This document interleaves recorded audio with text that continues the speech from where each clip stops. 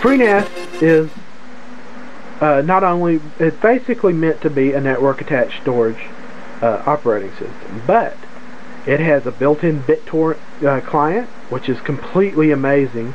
For those of you who are into BitTorrent, this leaves your computer free to do other things like play games and whatever, watch movies, whatever, while your server, your little freenas server, with all the storage it has in it, goes out and does all the BitTorrent work for you. Cool! It has built-in FTP, so you can FTP in and do things. SSH, so you can, if you're familiar with the Linux FreeBSD style command line, you can SSH in and move files around, move directories around, do whatever you want to do. And you can make this all accessible outside the network. By default, freenas is completely locked down so that it can only be accessed from inside your home network. No one outside the web, on the internet, can access your freenas box. Now you can change that, but by default freenas comes in a totally locked down state, and you have to enable whatever you enable. So it's very cool, and there's tons of open source plugins for freenas. It's all out of the scope of this how-to, and in fact this thing is going to be like 2 hours long. It's going to be my first 20-part YouTube video. That's it. There's our freenas box. In theory, I can put this all back together, put the faceplate on, put the side back on, tuck it all back in here, shut it up in the cabinet, and it would stay running for, well, it could run for years, pending,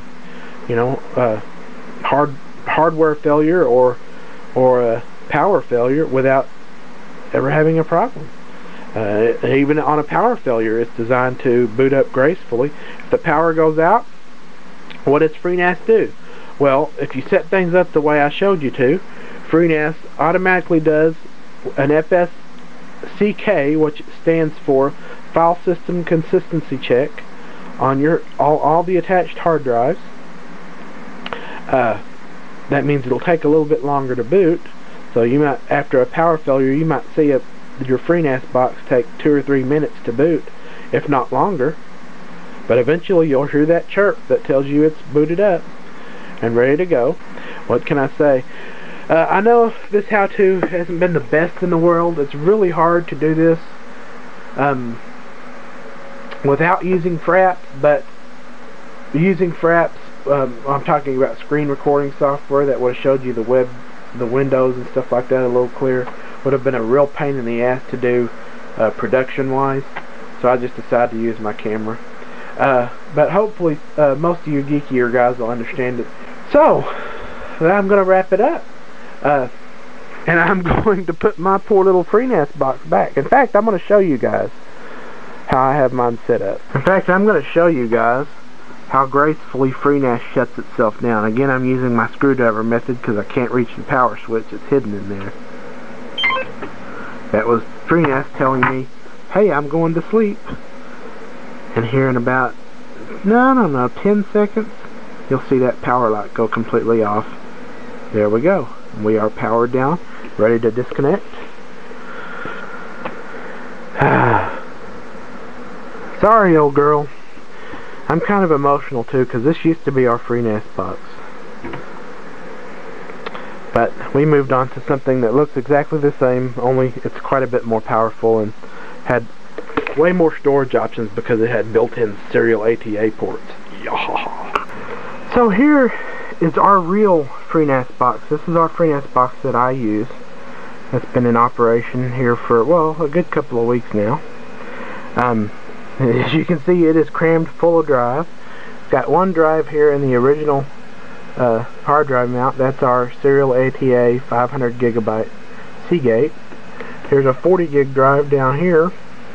Right here is a 160 gig drive, and here is another 40 gig drive. So, yeah, lots of drives.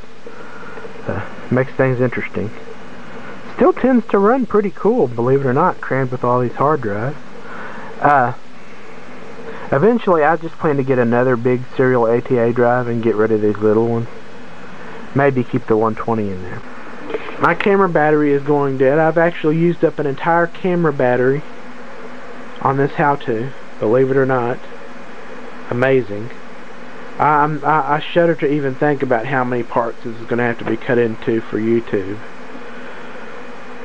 But hopefully with some careful editing I can make it at least interesting for all of you.